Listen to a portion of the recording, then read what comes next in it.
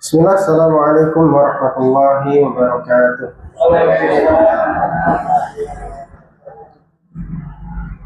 Alhamdulillah, alhamdulillahilladzi arsala rasulahu bil huda wa dinil haqq liyudhhirahu 'ala ad-din kullihi wa kafa billahi shahida.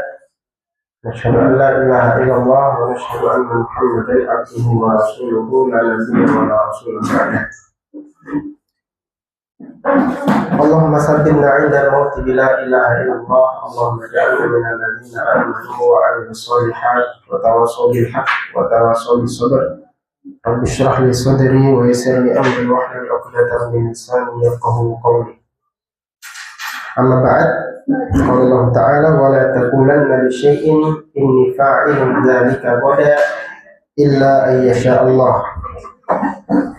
Wadhkur rabbaka idza nasita wa qul 'asa an yahdiyani rabbi li aqraba min hadha rasyada. Jamaah sekalian dimuliakan Allah Subhanahu wa taala. Kita kembali bersyukur kepada Allah. Alhamdulillahirabbil alamin, kita bisa memulai pagi hari ini lagi dengan ketaatan. Allah Subhanahu wa taala mengizinkan kita untuk bangun dari tidur kita.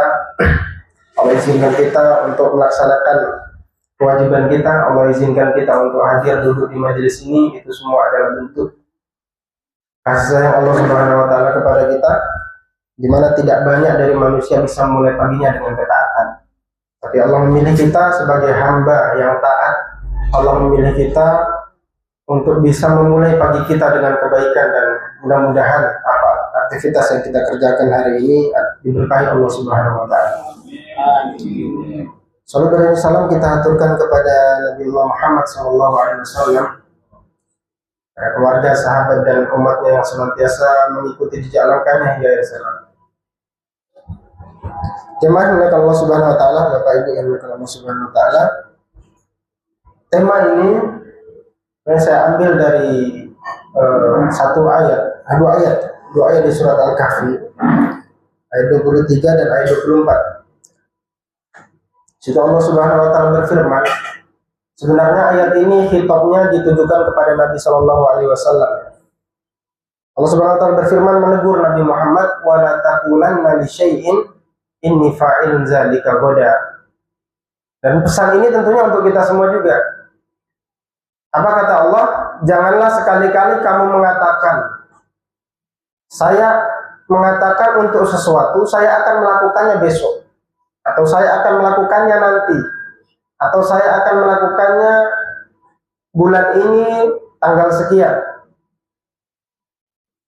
Illa ayyasha Allah, kecuali dengan urusan itu, dengan ketika mengatakan itu kita sembari menggantungkan urusan itu kepada Allah dengan mengucapkan insya Allah. Jadi ketika mengucapkan insya Allah ini tentu di hati harus diiringi dengan keyakinan. Kita menggantungkan urusan itu kepada Allah Subhanahu wa taala. Kenapa Allah Subhanahu wa taala sampai menegur Nabi Muhammad SAW? Karena asbabun nuzul, sebab turunnya ayat ini itu ada beberapa orang Yahudi datang kepada Nabi Shallallahu Alaihi Wasallam, kemudian bertanya tentang tiga hal yang Nabi belum dapat wahyu sebenarnya tentang umat terdahulu. Yang pertama tentang Zulkarnain, kemudian orang Yahudi juga bertanya tentang Ashabul Kahfi, kemudian yang ketiga orang Yahudi ini bertanya tentang Ruh. Tiga ini. Kemudian Nabi menjanjikan, saking seringnya Nabi Shallallahu Alaihi Wasallam itu ketika dapat masalah, dapat problem, Jibril pasti datang, saking seringnya kejadian. Jadi kalau Nabi Shallallahu Alaihi Wasallam dapat satu problem, satu masalah yang perlu dijawab, Jibril selalu datang. Sehingga Nabi yakin, ini pasti Jibril besok datang, kasih wahyu, menghantarkan wahyu kepada saya. Karena Nabi menjanjikan, kamu besok datang kemari saya akan jawab. Besok datang kemari saya akan jawab. Ini saking seringnya ya, saking seringnya Jibril itu datang kepada Nabi ketika ada problem. Maka betul,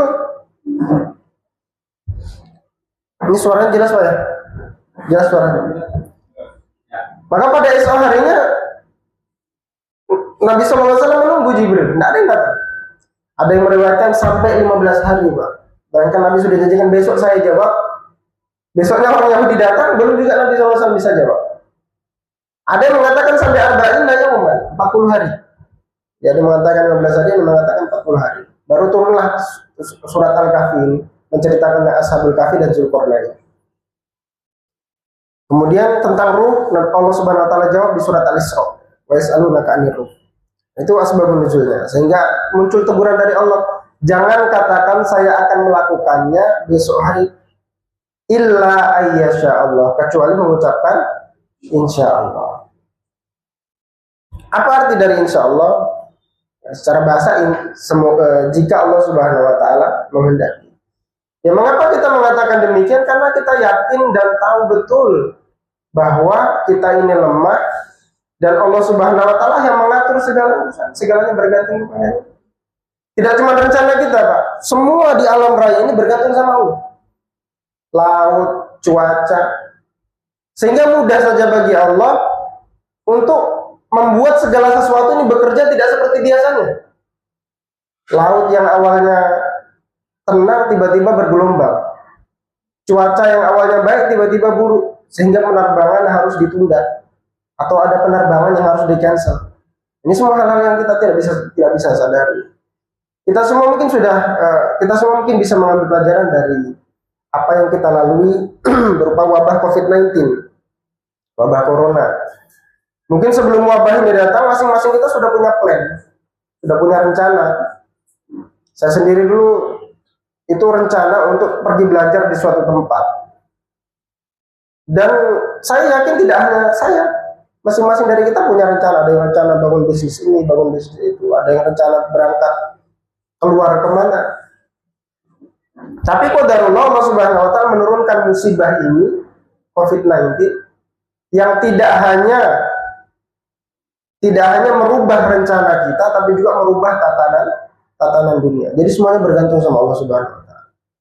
Seluruhnya bergantung kepada Allah Subhanahu wa taala. Dan jamaah sekalian, menariknya adalah bahwasanya perintah untuk mengucapkan insya Allah ini, itu Allah Subhanahu wa taala perintahkan setelah Allah Subhanahu wa taala menceritakan tentang Ashabul Kahfi. Apa korelasinya? Ashabul Kahfi ini adalah sekelompok pemuda yang jumlahnya dipertentangkan, diperselisihkan. Makanya Allah Subhanahu wa taala berfirman, sayaquluna salasatu rabi'uhum kalbuhum. Nanti akan ada yang mengatakan jumlah mereka 3. Yang keempat adalah anjingnya. Wa yaquluna khamsatun sadisuhum kalbuhum. Ada yang mengatakan 5. Yang keenam adalah anjingnya. Ada yang mengatakan wa yaquluna sab'atu wasaminuhum. Ini yang masyhur di kalangan kita. Ada yang mengatakan jumlah mereka 7. Yang ke-8 adalah anjingnya. Wallahu a'lamu bi'iddatihim. Hanya Allah yang tahu jumlah mereka. Hanya Allah yang lebih tahu jumlah mereka. Nah, ini sekelompok pemuda, mereka lari dari seorang raja yang akan mengancam keimanan mereka, mengancam mereka untuk meninggalkan keimanan. Akhirnya mereka lari ke sebuah gua, yang dimana di situ mereka tidak tahu apa yang akan menimpa mereka besok hari. Semuanya digantungkan sama Allah. Tidak tahu besok mau makan apa, tidak tahu besok akan diserang hewan apa, mereka tidak tahu besok akan ketahuan atau tidak. Semuanya bergantung sama Allah.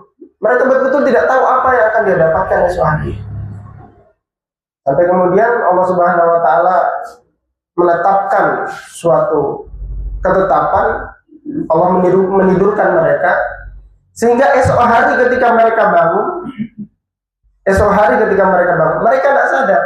Esok harinya mereka itu adalah 309 tahun bagi manusia lain. Jadi bagi mereka labisna yauman aw ba'da yaum, kan ketika bangun labisna yauman aw ba'da yaum, kami sepertinya tidur sehari atau setengah hari.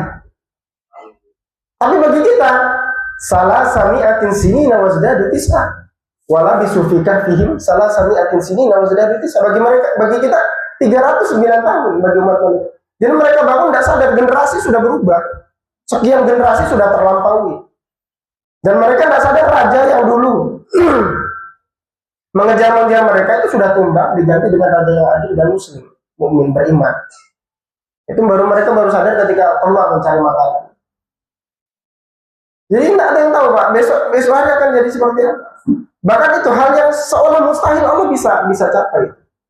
Allah bisa menghentikan waktu untuk seseorang dan tetap menjalankannya untuk orang lain.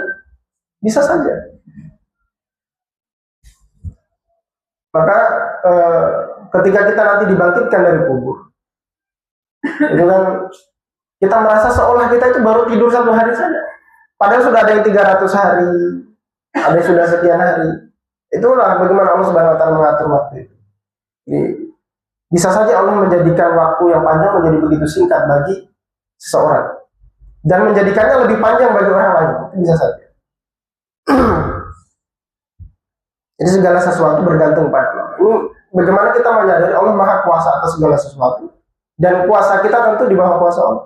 Kita punya rencana, Allah juga punya rencana. Ketika rencana kita bertabrakan dengan rencana Allah, tentu rencana kita akan dikalahkan. Makanya kita ucapkan insya Allah.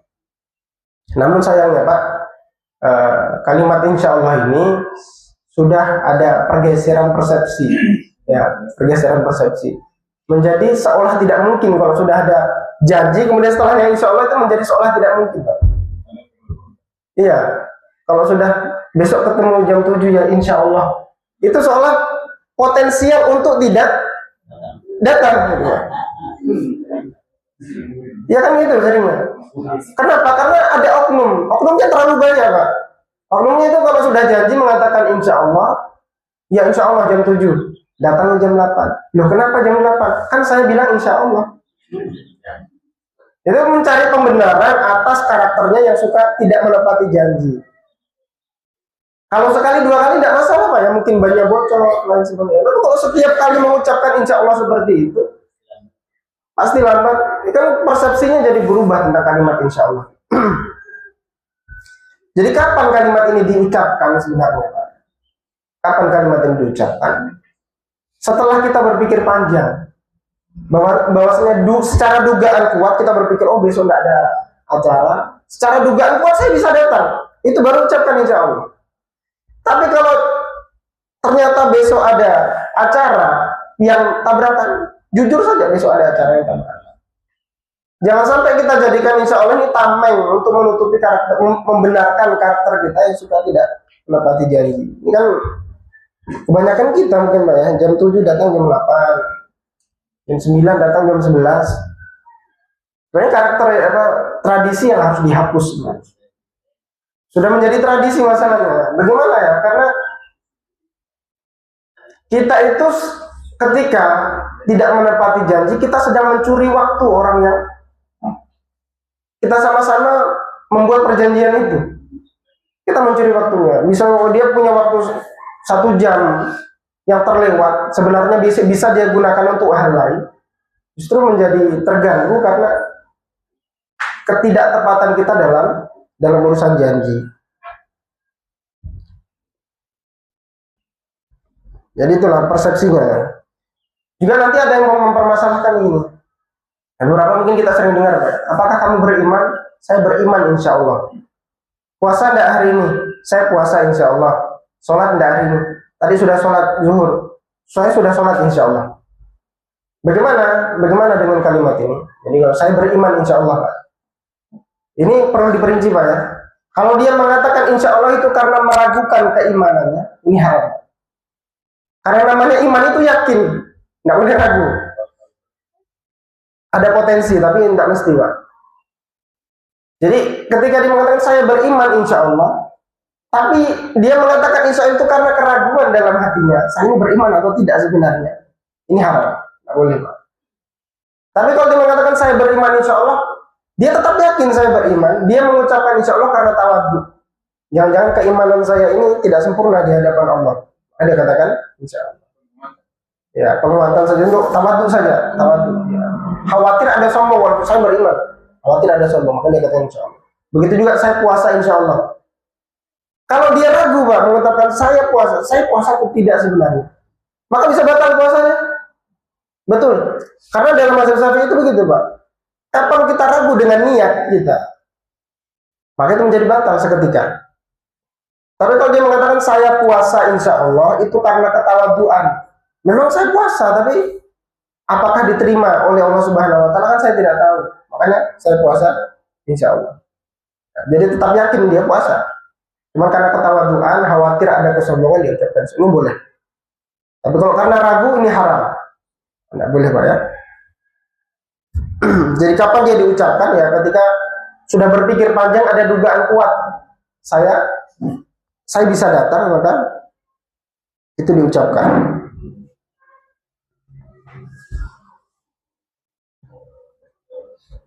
Jamaah menakan Allah Subhanahu Wa Taala. Makanya segala kita itu diajarkan dalam agama kita untuk melibatkan Allah Subhanahu Wa Taala dalam setiap urusan kita. Karena kita tahu ya, ada kekuatan yang maha dahsyat di sana. Makanya tidak hanya saat kita merencanakan, Pak ya. Saat tidak merencanakan sesuatu kita melibatkan Allah dengan mengucapkan apa? Insya Allah. Tapi saat hendak melakukan apa yang sudah kita rencanakan, saat akan melakukan, kita melibatkan Allah dengan Bismillah. Itu saat hendak melakukan. Saat telah melakukan juga melibatkan Allah dengan mengucapkan Alhamdulillah. Jadi seluruhnya melibatkan Allah. Jadi saat merencanakan insya Allah, saat hendak melakukan Bismillah, saat telah melakukan Alhamdulillah, apapun hasilnya. Karena kita tidak bisa memastikan hasilnya akan sesuai dengan apa yang kita inginkan. Tapi hasilnya akan sesuai dengan apa yang Allah inginkan. Jadi Allah itu kadang menuntun kita dari rencana yang kita inginkan kepada rencana lain. Seperti saya kasih ilustrasi Pak ya. Seorang pelaut, kemudian tiba-tiba ada badai. Dia kan hendak menuju satu tempat. Kemudian ketika badai datang, fokusnya bukan lagi pada rutenya, Pak. Fokusnya pada menghindari badai ini. Ada badai, dia harus mencari jalan lain. Fokusnya bukan lagi pada tujuannya, tapi pada menghindari badai ini. Sehingga kadang dia sampai di tempat yang tidak dia inginkan. Terdampar di suatu pulau di mana. Begitu juga dengan rencana kita, Pak. Kadang kita punya rencana, tiba-tiba badai datang. Badai inilah nanti yang mengubah semua rencana kita. Kadang sampai di tempat yang berbeda. Dan kita harus yakin apa yang Allah tetapkan untuk kita, itulah yang terbaik. Kemudian di sini jemaah sekalian di kalimat selanjutnya. Bagaimana jika kita lupa mengucapkan insya Allah? Bagaimana jika kita lupa? Karena kan rawan itu Pak sebenarnya. Kita sudah janji lupa bilang insya Allah. Kita tidak datang, itu bisa jatuh kepada ingkar janji. Makanya di sini Allah Subhanahu Wa Taala berfirman di ayat setelahnya tadi, wala taqulanna li syai'in fa'ilun dzalika goda illa ayyasha Allah wadhkur rabbaka idza nasib. Ingatlah Tuhanmu ketika engkau lupa. Jadi Allah sudah wanti-wanti itu. Allah sudah siapkan. Karena tahu kita ini sering lupa sebagai manusia, Allah langsung firmankan di situ, wadhkur rabbaka idza nasib. Kalau kamu lupa, ingat lagi sama Tuhan. Lupa mengucapkan insya Allah. Ini salah satu maknanya Pak ya. Kalau kamu lupa mengucapkan insya Allah, ucapkan ketika engkau ingat. Ini salah satu pendapat, diantaranya pendapat Ibnu Abbas ya. Jadi, ucapkan ketika engkau ingat. Jadi sudah janji jam 7. Ya jam 7 ya, besok pertemuan, lupa. Terus kita ucapkan itu ketika ingat. Sampai di rumah, insya Allah. Ya Allah catat ini, insya Allah. Bisa. Ini sebagaimana pendapat Ibnu Abbas. Ini satu maknanya Pak ya. Tapi ada makna lain yang lebih dalam sebenarnya. Wadhkur rabbaka idza nasit, ingatlah Tuhanmu ketika engkau lupa. Bahwasanya kita manusia ini kadang beberapa kali Pak ya, kalau urusannya lancar, kita lupa perannya Allah. Urusannya lancar, kita lupa perannya Allah. Yang kita ingat adalah kita cerdas, makanya kita bisa selesaikan. Kita kuat, kita superpower, makanya kita bisa menghandle segalanya. Nah, inilah yang Allah Subhanahu Wa Taala berfirmankan, wadhkur rabbaka idza nasit. Ketika engkau sudah lupa peran Allah, kamu merasa kuat, merasa bisa menghandle segalanya, wadhkur rabbaka, ingat lagi peran Tuhan. Semuanya yang Allah berikan itu Ya karena kita semata-mata karena Allah Subhanahu wa taala menginginkan. Bukan karena kita kuat, bukan karena kita cerdas, bukan karena kita pintar. Yang kalimat wadhkur rabbaka idza nasit. Ingat lagi peran Tuhanmu saat engkau sudah mulai lupa, saat sudah mulai sombong, saat sudah mulai merasa saya. Ingat lagi bahwasanya Allah itu semuanya adalah kehendak Allah Subhanahu wa taala.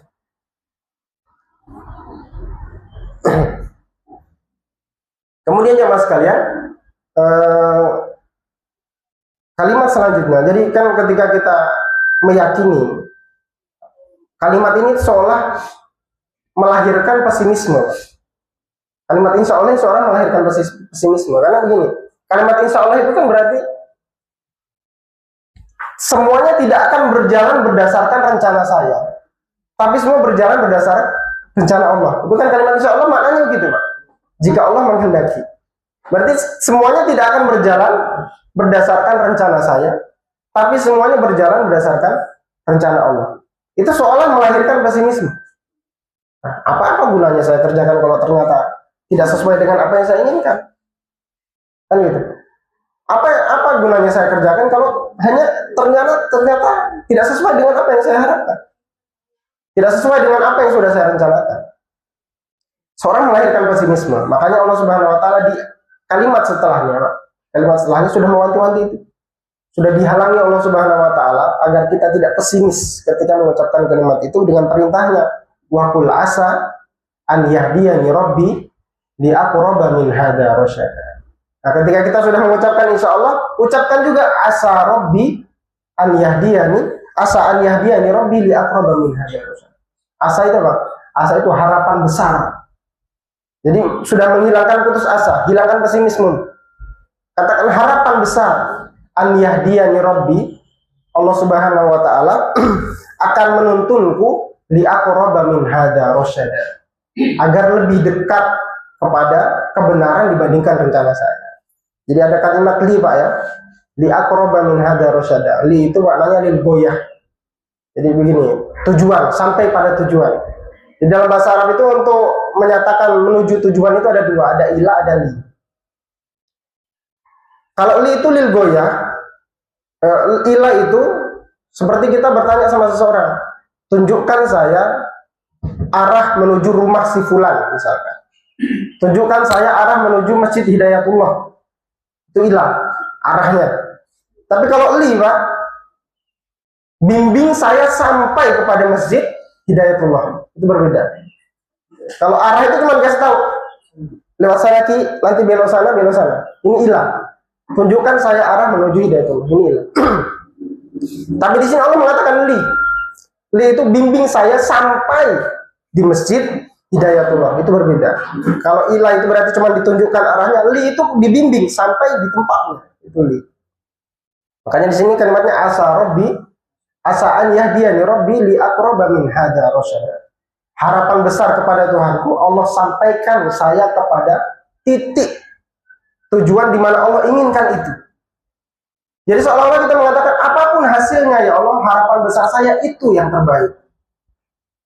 Jadi ini sudah menghilangkan pesimisme sejauh asa, harapan besar. An yahdiyani rabbi li aqraba min hadza rasyada. Allah Subhanahu wa taala akan membimbing saya kepada tujuan yang lebih baik daripada rencana saya. Jamaah mereka Allah Subhanahu wa taala, ya itu beberapa tadi ya uraian dari kalimat insya Allah, yang mana insya Allah ini adalah satu kalimat yang menundukkan kita, menundukkan kesombongan kita, di mana kita meyakini di sana ada zat yang maha kuat yang mengatur segala urusan, dan kita adalah hamba yang lemah, di mana rencana kita itu bergantung pada rencananya. Rencana kita bergantung kepada rencana Allah Subhanahu wa taala. Dan juga perlu kita garis bawahi tentang penggunaan kalimat insya Allah tadi, yaitu setelah kita merenung, berpikir, dan hasilnya adalah dugaan kuat, kita bisa datang baru insya Allah. Kemudian ketika kita mengucapkan insya Allah ini, hilangkan pesimisme. Ketika mengucapkan insya Allah ini, hilangkan pesimisme.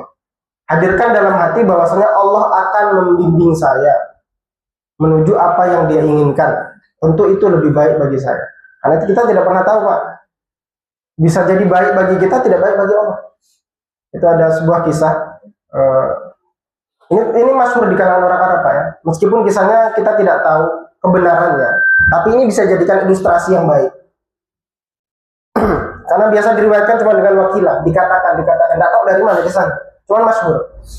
Tapi bisa kita jadikan ilustrasi yang baik. Di mana seorang raja, ini mungkin ada yang sudah pernah dengar kisahnya.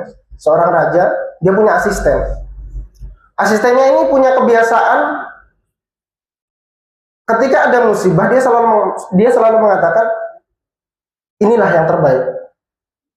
Mudah-mudahan inilah yang terbaik. Dia selalu mengatakan itu. Sampai suatu ketika raja ini, dia sedang bermain pedang, Pak. Kemudian tangannya teriris, jempolnya. Ibu jarinya ini teriris, putus. Kemudian dia mengadu kepada asistennya, curhat. Tapi temannya malah bilang, itulah yang terbaik. Marah dia. Jari terpotong, kenapa terbaik? Akhirnya asistennya dipenjara, Pak. Asistennya dipenjara. Kemudian ini raja punya satu hobi di mana dia itu suka berburu. Dan biasa kalau berburu dia ajak asistennya. Tapi karena asistennya dipenjara, dia ajak yang lain. Nah, sampai di satu hutan, di tengah hutan, di situ ada kaum primitif yang ternyata hari itu bertepatan dengan hari persembahan mereka terhadap dewa. Nah, ini dua orang ditangkap akhirnya, si raja sama tadi prajuritnya ditangkap. Kemudian setelah ditangkap diseleksi tuh, Pak. Mana yang tidak cacat ini? Karena yang dipersembahkan kepada dewa harus yang sempurna. Ternyata si raja jempolnya putus, cacat. Akhirnya dia dilepaskan, prajuritnya kemudian yang ditangkap, dipersembahkan kepada dewa. Akhirnya dia pulang. Dia merenung sama ucapan asistennya sebelumnya. Iya juga ya. Iya juga. Akhirnya dia datang kepada asistennya. Apa yang kau ucapkan kemarin benar? Ini di penjara, Pak ya. Apa yang kau ucapkan kemarin benar? Bahwasanya ini yang terbaik. Karena ini saya selamat. Tapi saya bingung. Kenapa kamu di penjara ini kamu anggap baik? Kenapa kamu di penjara ini kamu anggap baik? Kata asistennya, karena kalau saya tidak di penjara pasti saya yang di sana. Karena kalau di penjara pasti saya yang di sana. Itulah hikmahnya Allah Subhanahu wa taala. Makanya kata Imam Syarawi, seandainya kamu tahu hikmah di balik musibah yang menimpa kamu, pasti kamu akan malu kepada Allah karena sudah berburuk sangka kepadanya. Makanya apapun rencana kita, Pak ya, hati kita sudah punya satu ruang. Kalau ternyata tidak berjalan sesuai dengan apa yang kita mau, dan kita harus ridho, senang dengan apapun nanti hasilnya, karena kita tahu itulah yang terbaik bagi kita. Karena begini, Pak, bukan cuma hasilnya yang Allah tentukan, prosesnya sulit atau mudah juga Allah yang menentukan. Nanti Allah sulitkan karena satu alasan, mungkin agar kita berkembang skillnya, sering mendapatkan masalah, jadi tambah mengetahui, tambah banyak pengalaman, dan lain sebagainya. Jadi kalimat insya Allah ini paling tidak ada dua hikmah di situ, Pak. Jadi ketika prosesnya sulit, kita bisa sabar, karena dari awal sudah tahu ini akan berjalan sesuai dengan rencana Allah. Kita bisa sabar, Pak. Tapi ketika rencananya itu, proses menjalankannya itu ternyata mudah, kita nggak sombong karena tahu yang memudahkan adalah Allah. Begitu juga hasilnya. Ketika hasilnya tidak sesuai dengan yang kita inginkan, kita tahu semua berjalan sesuai dengan rencana Allah, dan ini baik bagi saya. Jadi kita bisa bersabar. Tapi kalau ternyata hasilnya lebih baik daripada apa yang kita inginkan, kita punya pencapaian 1 bulan ini dapat 100 juta, dapatnya 1 miliar, Pak. Kita nggak sombong.